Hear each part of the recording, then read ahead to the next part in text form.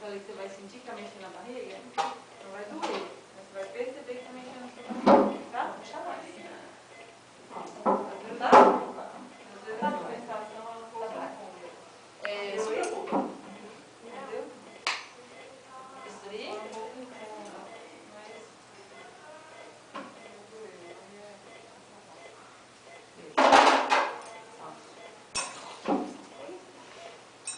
ó o champanhe. O champanhe mesmo.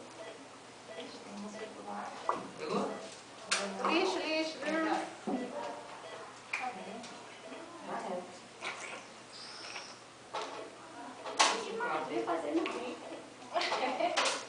Ó a mãozinha na frente, ó a mãozinha. Tchau, neném. Ai! Bem-vinda! Que picância, gente! Ei, neném! Vai com Deus! Vem com o bico! Foi, amor! Não me tira daqui! Tá tão gostoso!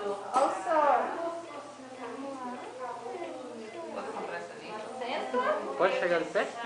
Pode, sem encostar na mesa, nas mesas, tá? Quando vai chegar daqui, ó. Aí depois a gente vai aquecer, tá? Depois ela vem pra lá. Então tá roxinha. Vem? Tá começando a respirar ainda, tá aprendendo. Hã? Doeu não? Tchau. Oi, neném, tchau, neném. Oi, neném, tchau, neném, né? Vai com o pediatra. Tchau.